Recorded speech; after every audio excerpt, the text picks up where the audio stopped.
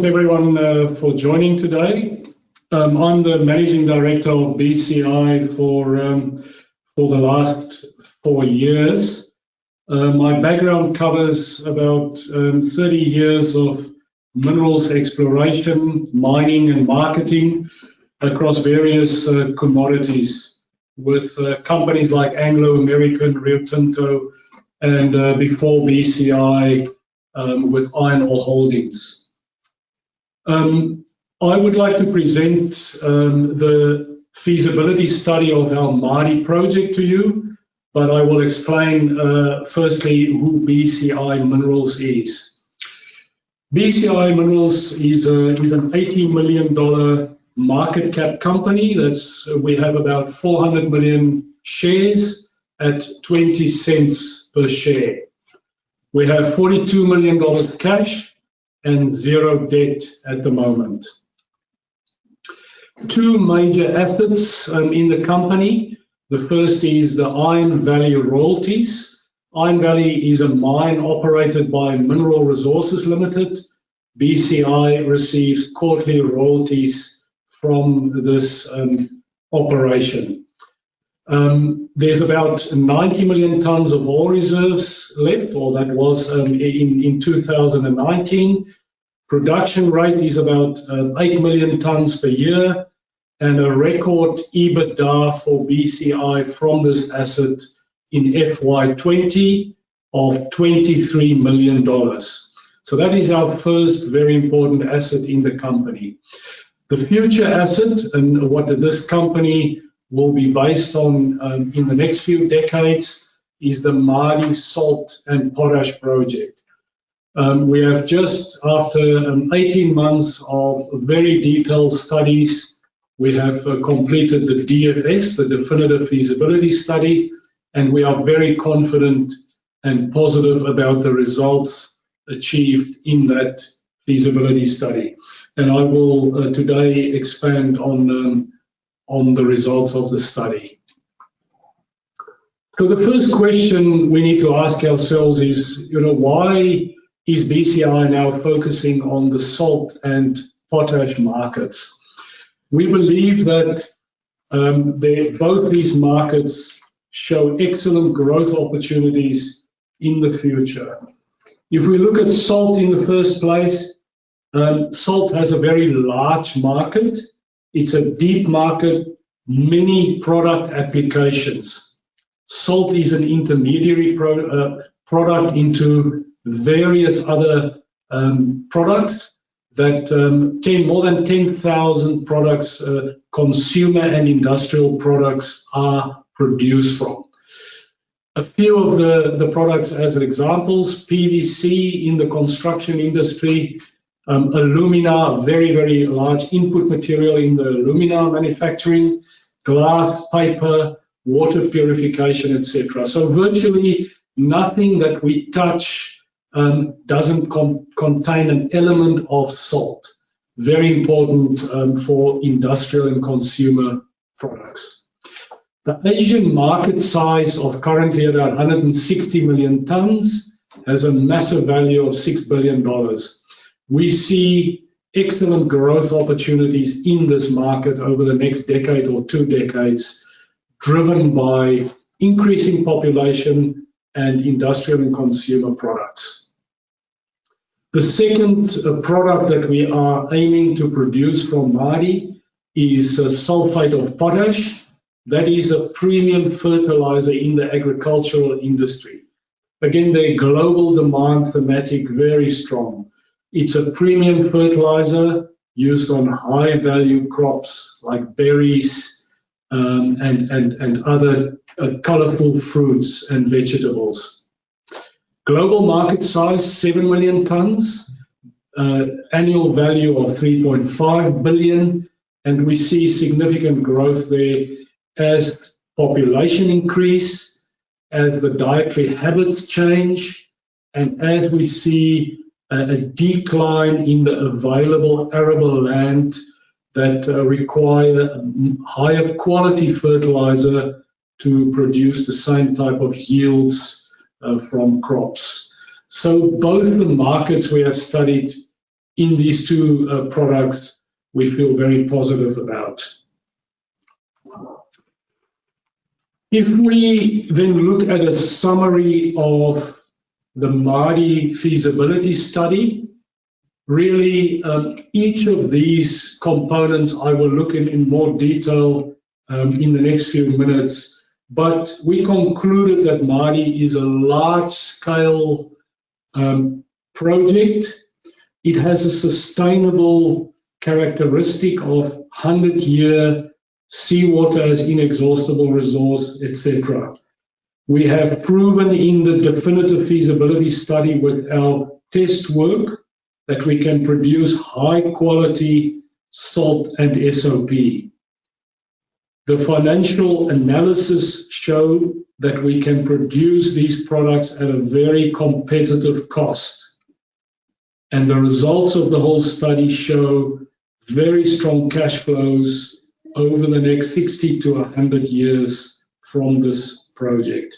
So each of these components will be covered in more detail. So Mardie will be one of the largest solar salt projects globally when it is developed. It will be the largest solar salt project in Australia, larger than any of the current 5 projects operating, and with an expansion potential, it could become second or even the largest one, including the SOP as a byproduct converted into salt.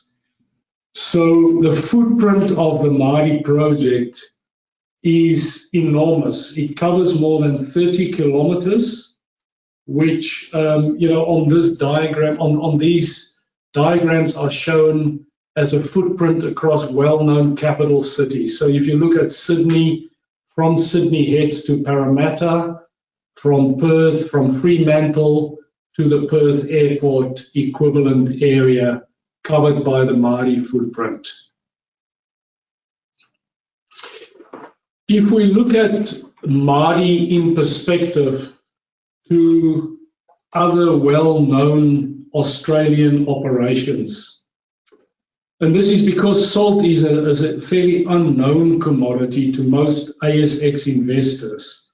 So we want to show in terms of revenue how Mardie compares with these other projects. In the first place, we selected examples of well-known resource projects with similar annual revenue. And we looked here at the Thunderbox operation of Saracen, Forestania Complex of Western Areas, North Parks, and we looked at Pilangura from Pilbara Minerals Lithium. And you will see that Mardie, on an annual basis, revenue-wise, compare very favorably with these 4 examples. If we then, in the second place, look at Mardie on a life of mine revenue basis, then you will see the enormous potential that Mardie presents, given that it is an inexhaustible seawater resource that we, in this case, modeled on a 60-year basis revenue. Arguably, we could have done it on a 100-year basis revenue as well. So you can see there a significantly larger life of mine revenue potential than these other very highly regarded operations in Australia. If we now move closer to Mardie project details, so the Australian salt and potash landscape is briefly touched on this slide. So there are 5 large existing solar salt operations in Australia. They are all controlled by Rio Tinto and Mitsui. Interestingly, in the last 2 decades, there has been no new large salt project developed in Australia. The growth in salt demand in Asia over that period has all been filled by new salt projects developed in India in that period. Currently, there are no SOP production in Australia. The diagram shows the green box with some of the SOP development projects. There are two examples currently being constructed, but there is currently no operating project. All of these projects are very far inland, and they have a road transport distance of more than 800 kilometers from the nearest port, which in all cases obviously controlled by third parties where port access charges will apply. Mardie in itself that is shown there in the center of the existing salt fields of Australia, a prime location for this new project. If we look at Mardie, the layout in more details, one of the key barriers to entry is access to a large flat area with clay soil to hold the water in these large ponds that we are planning to construct.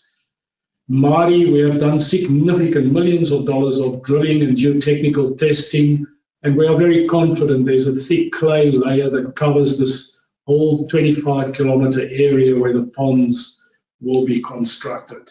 So that's a very big positive for the project. We plan to construct the project on the basis of designs for 1-in-100-year weather events, so which makes it a very low-risk construction design. A fairly conventional solar salt layout where we build 9 evaporation ponds, 34 salt and 18 SOP crystallizers, and then we build a salt wash plant and an SOP process plant.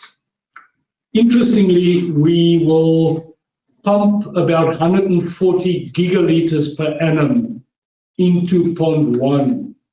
If you consider that an Olympic pool holds 2.5 megalitres, then it's about 60,000 Olympic pools in 1 year that will be pumped into pond 1 and then on a month or 2-month basis move through pond 2, pond 3, pond 4, etc. The sea wall that we plan to construct is about 26 kilometers long, and it's quite a sizable wall, up to 4 meters high and 3 meters wide. So it is a significant seawall construction. The salt will flow through the ponds, and then it is guided into the crystallizer ponds, where it will settle as a salt and harvested 1 crystallizer cell per month on average, harvested and taken to the salt wash plant. The port area consists out of a 2.3 kilometer steel jetty with a conveyor system that will transport both the salt and the SOP. At the end of the jetty, there's a 4.5 kilometer dredge channel to the deeper waters. The shipping method will consist of a 10,000 ton transshipment vessel that will sail out 28 kilometers to bigger ocean-going vessels at anchor at about an 18-meter deep water point. So the big benefit of this shipping method that we will use is that we will be able to load larger vessels at Mardie, larger than any other WA salt projects are able to load from their jetties. The salt wash plant shown on this diagram really consists of, it's a 700 ton per hour salt wash plant using industry-leading purification technology. There's really 3 main components to it. The first stage in the elutriation equipment removes the gypsum and the dust. The second stage purifies the salt by dissolving the potassium and magnesium impurities. And then the third and last stage, we remove the excess moisture in the centrifuge. The salt is then conveyed by a radial stacker to the 600,000 tonne salt stockpile. The SOP process plant is a far more complex chemical plant. It has a processing capacity of 110 tonnes per hour, what we call KTMS throughput capacity.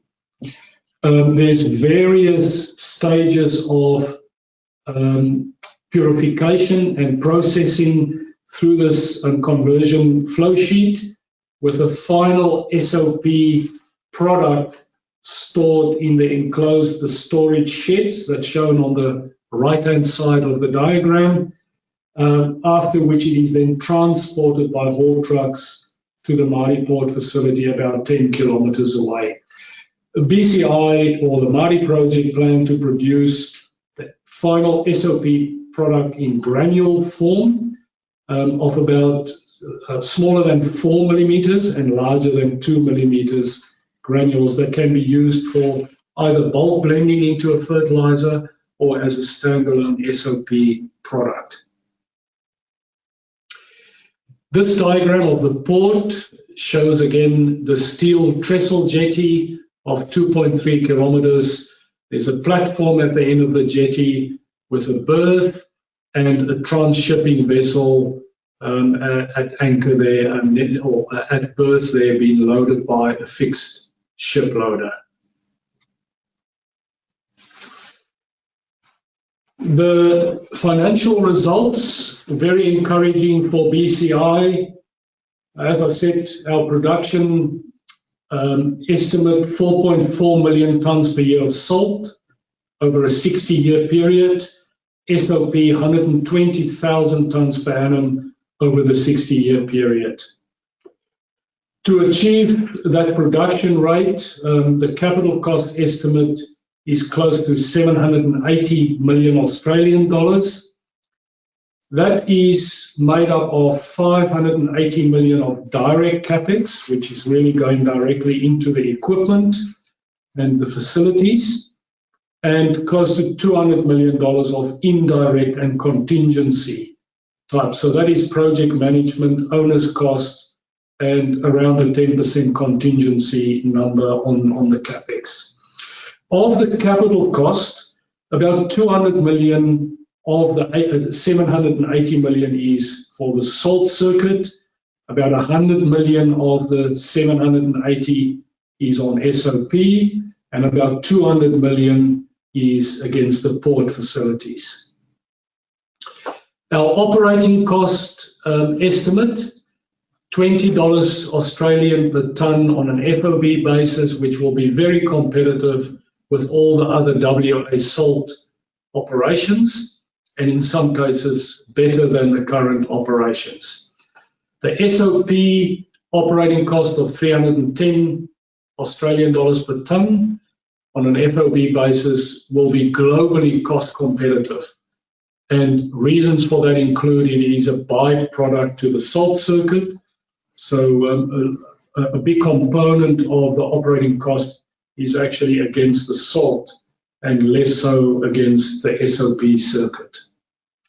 The price assumptions that BCI used in the Mardie DFS, a 60-year average salt price of around 50 Australian dollars per tonne and about 857 Australian dollars per tonne for the SOP. And of course, as we know, that there will always be commodity cycles. This is the average price over a 60-year period.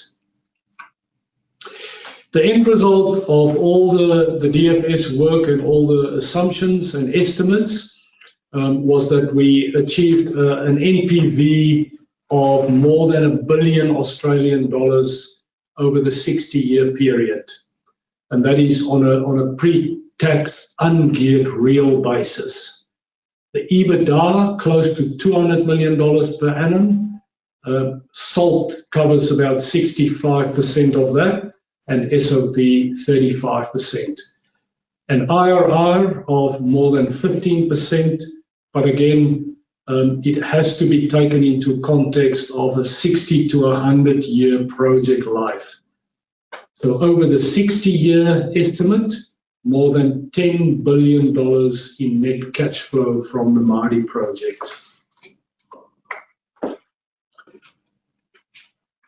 The cost curve, very importantly, to show the robustness of the Mardie project from an economic point of view.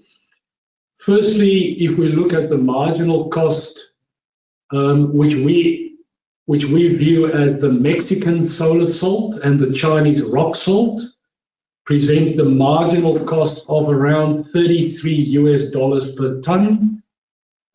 We believe that Mardie is well below that, around the $25 per ton. Very competitive with other Australian operations, as we mentioned, and Mardie with SOP treated as a byproduct credit clearly will be one of the lowest cost salt producers globally, and particularly one of the lowest cost producers in the contestable market which Mardie is targeting, which is Eastern China, the coastal area of China, the chemical plants in that region, as well as the rest of Asia, where we can compete with all the other producers mentioned in this cost curve. If we look at the approvals and tenure, the environmental approval remains the critical path for this project in terms of the schedule. We have undertaken various project optimizations over the last year, which led to some time lost on the environmental approval, as we had to amend the environmental approval to fit the new project layout. But we are highly confident now that the process is underway with the public review period. We are confident that we can conclude the environmental approval process by the end of 2020. Currently, we are not aware of any material issues that has been raised by any impacted party which could delay the approval process. In terms of native title, there are no matters outstanding. We have excellent relationships and we have full agreements with the two traditional owner groups in the Mardie area, and we have all the royalties and other agreements in place to allow us to commence the construction and operation of the project. Importantly, on tenure, we are currently negotiating our mining leases and our port leases that will allow construction and operations of the Mardie project. Importantly for the project, our offtake discussions. We have a team of experienced people involved, including myself, on the offtake side. We are pre-COVID period, we had monthly meetings with leading chlor-alkali and other producers in the Asian region, and we have made excellent progress in securing the initial offtake support through Memoranda of Understanding. The Memoranda of Understanding are non-binding, but it is a very traditional and very important first step in the relationship building. So sign the Memoranda of Understanding, do the test work, share the results with customers, send samples to customers, and then gradually convert the MOUs to offtake agreements. We are well positioned on both salt, where we have secured 13 MOUs, and on SOP, where we have secured 2 very credible MOUs with large offtake parties for more than 75% of our SOP production over 5 years. So very confident picture from Japan, China, Malaysia, Philippines, Indonesia, that we will be able to build up our offtake book over the next 2 to 3 years leading up to production. The funding strategy is well advanced. We, at this stage, plan to follow a conventional funding model of around 2/3 debt, 1/3 equity. The funding parties that we are engaging with include large international banks, large Australian banks, and we are also in very positive discussions with the federal government's Northern Australia infrastructure facility for the debt part of the Mardie funding. The equity part of the funding, we are confident that our larger existing current shareholders are very supportive of the equity component, and we may also seek additional new cornerstone investors to help us fill the equity component of the Mardie funding requirement. Encouraging for BCI is the strong government support. We have continued, even during the COVID period, to brief ministers at various levels, federal ministers, state ministers, and overwhelming support for this new project in the northern part of Australia with massive public benefits. So major project status from the federal government in a very advanced stage, and we're hoping to conclude that in the next few weeks. The lead agency from the Western Australian government have been secured a while ago and is proving to be very beneficial to us. We also are in deep discussions with the Pilbara Ports Authority after the Minister for Ports in Western Australia provided strong support and guidance. And as I mentioned, we are positively engaging with the federal government and the NAIF facility. This slide summarizes some of the longer-term stakeholder and public benefits from the Mardie project. There's benefits to Western Australia and Australia through normally our taxes and royalties, native title payments. There's significant employment opportunities estimated from Mardie over the construction and operating period. Interesting, the regional development benefits, a study by KPMG indicate more than $2 billion, only the regional benefits, and obviously indigenous and local contracting and job opportunities from that. The new port facility has the potential to attract some of the currently landlocked export from other projects, small iron ore projects, and potentially if there is other salt and SOP projects in the area. Importantly, Mardie is a renewable and a sustainable type of project. The KPMG study showed that 99.9% of the required energy to achieve the final products from Mardie will be derived from natural energy, derived from solar and wind in the Mardie area. And only 0.1% will be sourced from gas-fired and other type of energy sources. Also important from Mardie is that we will have secondary processing, an Australian first to produce SOP from seawater. And we are also looking at various additional byproducts in the future from this Mardie production flow sheet. The Mardie timeline is illustrated on the next slide. It shows the key activities leading up to the construction start in April or May next year. We are finishing the front-end engineering, the approvals, and the funding. Once construction starts, building the ponds will be the key priority.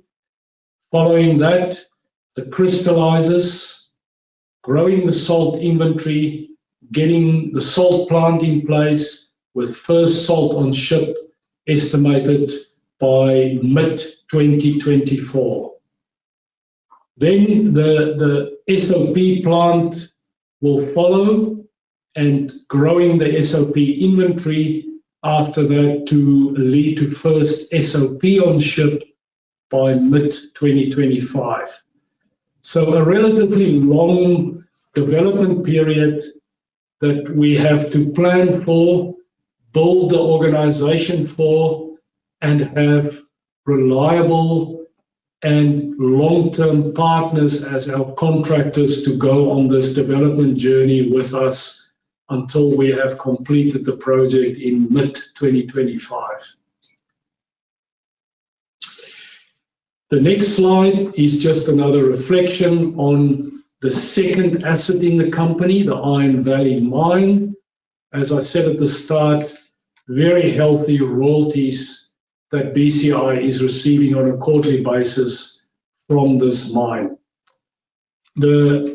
Since the first production in 2014, BCI's total EBITDA is now $75 million, with most recently the FY20 EBITDA being $23 million. And we look forward to the next few quarters with the current healthy iron ore prices being maintained through the COVID period. We think that there is still significant value to be generated from Iron Valley. BCI appears to have a very low market valuation compared to our peer group. The first chart here on this slide shows a number of relevant peer group companies on an enterprise value basis. And you can see BCI being 60% lower than the average of our peer group. The second chart shows, again, enterprise value, but now enterprise value against annual SOP production. And if we look at BCI again there, 80% discount to the SOP developer average. So much lower than some of the other well-known SOP projects currently being developed. So we believe there is significant upside in the Mardie and in the BCI story. As this slide indicates, enterprise value of only $38 million. We have cash of $42 million. We are very undervalued relative to our peers. With Mardie as a tier 1 project asset, attractive markets that we are hoping to target. We have cash flow potential of $20 billion over the next 100 years, and we have healthy Iron Valley revenue flowing into BCI. We believe it is a compelling value opportunity. Thank you very much. Thank you very much, Alwyn. So we've just got a few questions to talk through. Now, we do have some time for questions, but before we start, we've received a high level of inbound inquiry in the lead up and during the webinar. So Alwyn is going to do his best to work through as many of your questions as he can. For those with additional questions, please feel free to email me and I'll provide them to Alwyn post-webinar. Now, Alwyn, do I have you? Yes, can you hear me, Alex? I certainly can, Alwyn. Look, thanks very much for the presentation. The first question that's come through is this one. What's some of the key de-risking milestones in the near term as BCI moves towards a final investment decision? The key milestones over the next few months include, as I said, environmental approval remains the critical path towards project development. So we are looking forward to get the public environmental process finished in September, and then hopefully get a positive referral from the EPA by December this year. So that's the number one issue for us. We hope to make progress through the NAIF due diligence process, and then hope by later this year to pass all the high hurdles that the banks and NAIF place on the due diligence requirements. So that would be a very good milestone to de-risk the funding for the project. And then really it's the mining leases and the port leases, so the tenure-related issues by January next year that we need to tick the boxes on. So, all up, environmental approval, mining leases, port leases, and progress on the debt funding. Alwyn, what has the recent salt price history been, and what are some of the future forecasts for salt prices? The salt price has seen a 10-year low in the 2017-18 period. There were many contributing factors to that, primarily massive low-grade salt developments in India being dumped into the particularly Chinese market. We believe that there are limited significant expansion potential from higher grade Indian salt in the next decade, and that the prices are slowly but surely recovering in Asia. We've seen since October last year significant uptick in the salt price. We also, with the input of independent experts like Roskill, globally recognized for their salt market research, we project, post-COVID significant stimulus in Asia. And given that salt is very closely correlated with GDP growth, we believe that an uptick in industrial and consumer products over the next period. Alwyn, it appears that BCI has taken a CapEx-heavy, OpEx-light approach to developing Mardie. Can you talk us through the logic for that approach? Yes, look, we had to take the decision at the end of the pre-feasibility study in 2018, whether we will continue to avoid developing our own port facility and try and road transport the salt product to either, I guess in our case, the Onslow port 100 kilometers south, or the Dampier port 100 kilometers north of Mardie. Doing the calculations, if you consider this to be a 60 to 100 year project, it became very logical to us that we have to invest in a port facility to reduce the operating cost over the long term. So as I said during the presentation as well, we do not see this as a 1 or 2 decade project. This is a multi-generational project.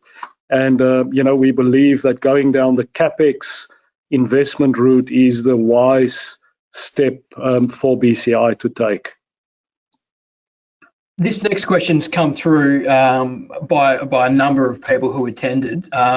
Would BCI consider selling the Iron Valley royalties to alleviate the equity requirement? And what is BCI's current valuation range for that asset? Yeah, BCI and Iron Ore Holdings before BCI, we have done multiple iron ore transactions over the years. 4 of those iron ore transactions we have done successfully with Mineral Resources Limited. Looking forward, the funding of the Mardie project is naturally a very high priority. All our calculations to date, our cash flow models that will go into the data room for review by the lenders and investors, assume that we maintain the Iron Valley royalties, that it stays within the company, but we do not consider that as a sacred cow. And given that the iron ore price is relatively healthy at the moment, we will keep, all the options open, and the board will consider any potential offer we receive for Iron Valley. But as a base case, Iron Valley remains in the company. Alwyn, you touched on the Northern Australian Infrastructure Facility, or NAIF, in your presentation. Can you provide some colour on the approximate timeline for the NAIF application approval? Yeah, look, we have our internal timeline targets, but NAIF, is deploying federal government funding, and they go through a very robust due diligence process. It is up to BCI now to get the data room with the DFS information ready. We are working with the appointment of the lender independent experts. There's a range of independent experts that will do the review work for the lenders, for NAIF and the banks. We aim that due diligence process will conclude sort of by October this year. And then hopefully, provided we have convinced the independent experts of the merits and the estimates, then we would be delighted by the end of the year if we have support from the banks and NAIF for the project debt funding component. Alwyn, why don't the existing WA salt producers expand their salt operations or go downstream into SOP? It is not a question that I want to sound if I can speak, on behalf of other producers, but there are a number of factors influencing one's ability to expand large-scale solar operations. The first is availability of land. As I said, the Mardie footprint is, over 30 kilometers by 5 kilometers, so it's more than 100 square kilometer footprint. If one wants to add significant crystallizers or ponds even to expand production, you need significant additional land. Very simply, looking at the Google Maps of existing operations, it is not that simple for them to expand next to, existing towns where they are located, etc. So that's the first thing. The second thing is all 5 existing solar salt operations in WA operate under government state agreements. Any expansion or any adjustment to their production profile or additional products that they want to produce require legislative changes through the WA Parliament.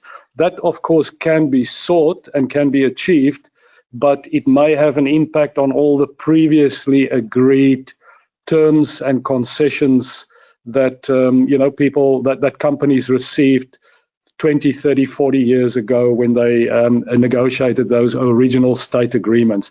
So that's a potential second, hurdle that makes it slightly more difficult for existing producers.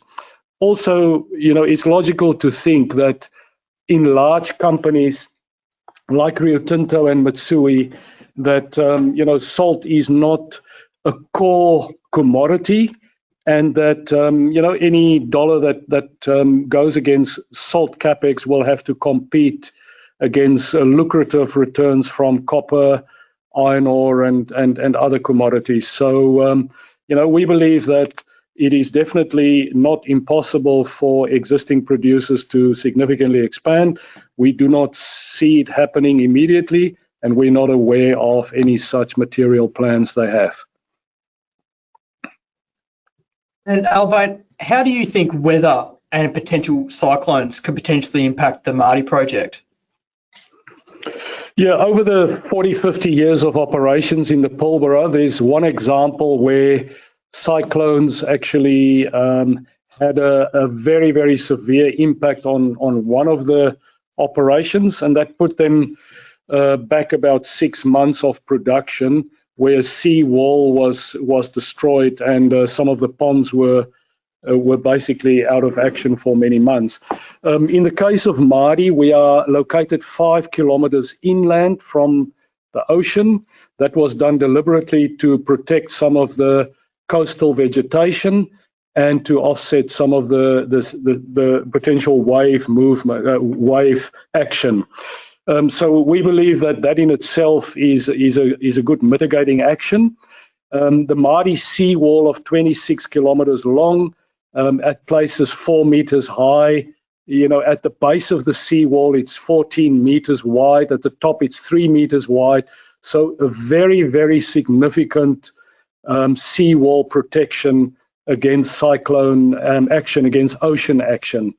If you look at rain being dropped on the operation, the evaporation rate on the ponds is about a centimeter per day. So it's 10 millimeters per day.